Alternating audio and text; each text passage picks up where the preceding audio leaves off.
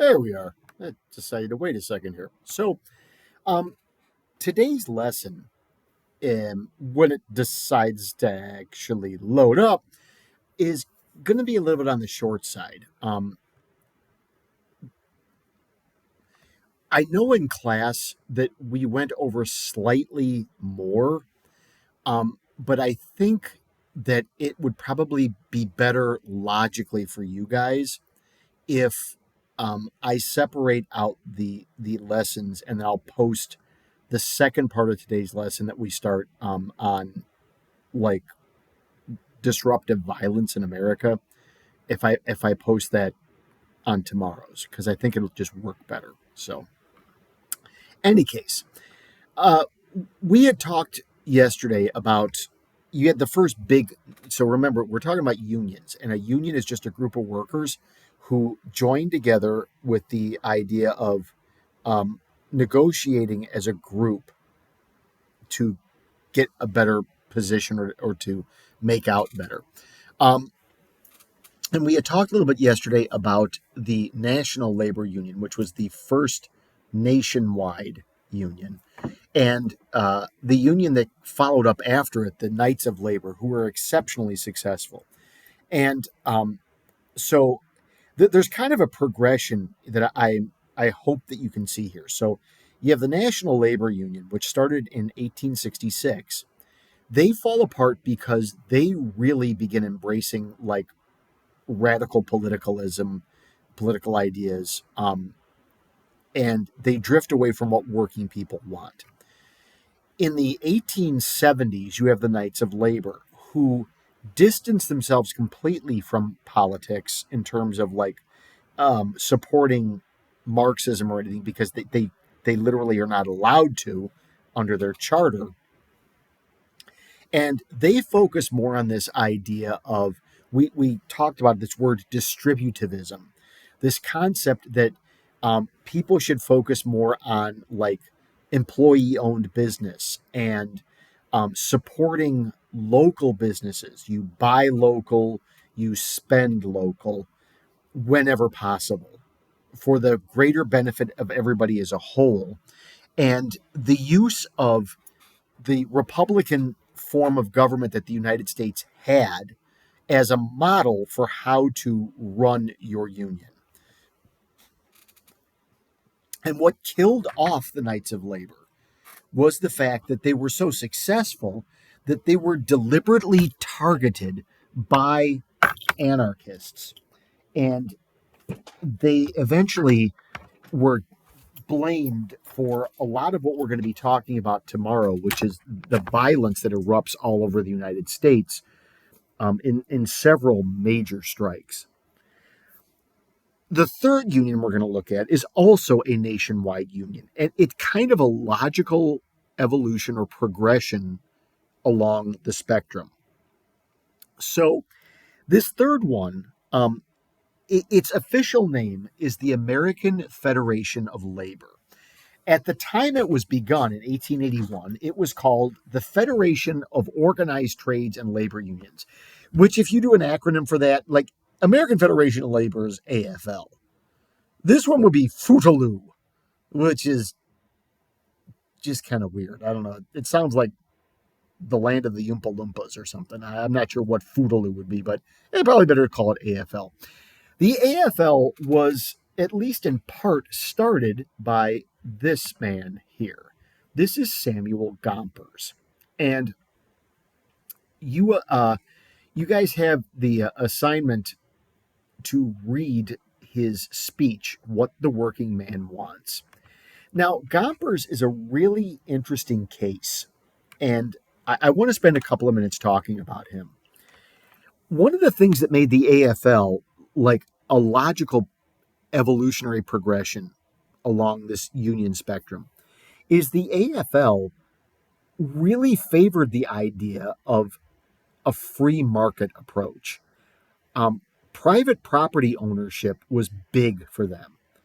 And instead of advocating to overthrow the government or, um, change everything, they really kind of followed the model that the Knights of Labor put up in terms of using the systems that were already in place. The ironic part, and they were also big on this idea of cooperation with ownership. Now, this is a little bit oversimplified, but as you will see in the speech that you guys are going to read the selection from, Gompers really, he spends a lot of time making this argument that what he's advocating, what the speech is about, which is the concept of the 8-hour workday, that will benefit everybody, including ownership. Now, the ironic part about this is that Gompers was a socialist. He was actually not even an American. He had emigrated here from England, and he came to America very much, you know, very much of the opinion that socialism was the only way to achieve benefits for workers. And to his credit, as he spent more and more time in America, and quite frankly, sort of reaped the benefits of what America had to offer, he kind of came to realize that socialism wasn't going to work. And that instead, they really should be focusing more on something not dissimilar to the Knights of Labor's distributivist idea. And there's a really kind of specific logical reason for this change, especially in Gompers. Now, to be very clear, there were other members of the AFL who were still hardcore socialists, and man, did they go at each other with this. There's another article that we're not going to read, but it's absolutely fascinating. And the title of the article is Samuel Gompers, The Thorn in the Side of Socialists. And it was um, it was a piece written by another like AFL executive, basically arguing that Samuel Gompers had to go because he was far too capitalist. And this was a constant thing in the struggle for the leadership. But what made this really make sense, I think, if you look at it this way, the AFL is similar to a trust. And remember, a trust was a business that it did nothing other than own businesses. Its only purpose was to own businesses that were all in a related industry. The AFL is like a union version of a trust. They literally did nothing.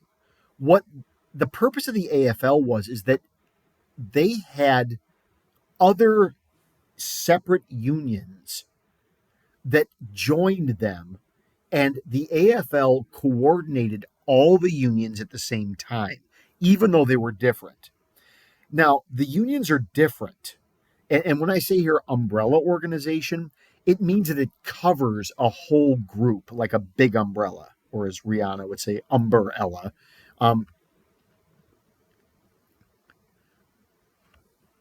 every one of these businesses or every one of these unions in the AFL was a specialized skilled labor union.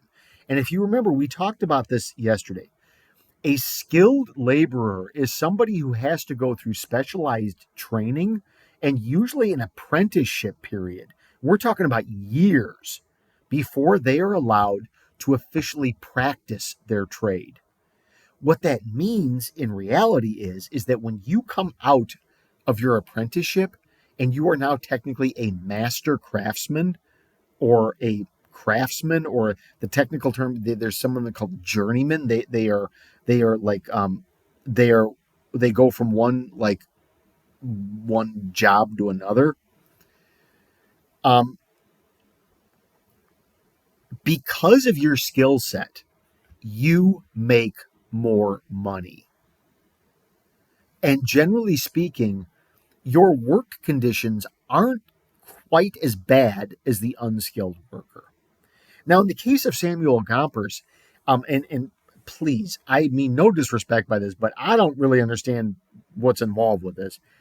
Gompers was a cigar maker, And this apparently was a very high skill job. I'm not really quite sure, never having really been a cigar guy, not really quite sure how that works. Um, the AFL unions were generally better off.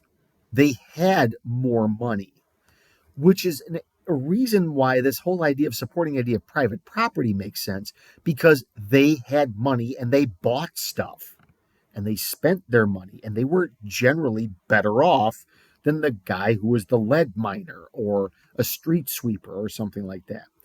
Now, to be more specific, they did not allow farmers. There were no women allowed, and they did allow minorities provided you were actually trained and apprenticed in a skilled craft.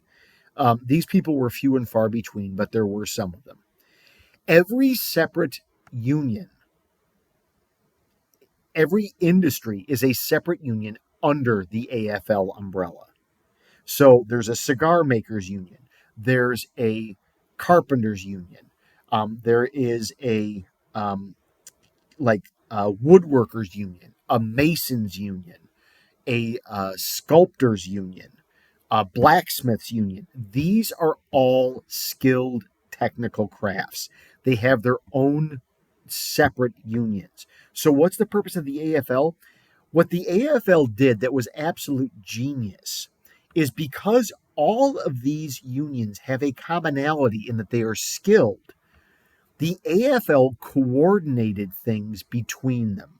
So, for example, if the shoemakers want the 8-hour workday, every single union within the AFL will go out on strike for one day at the same time to prove how necessary these people are for America to function.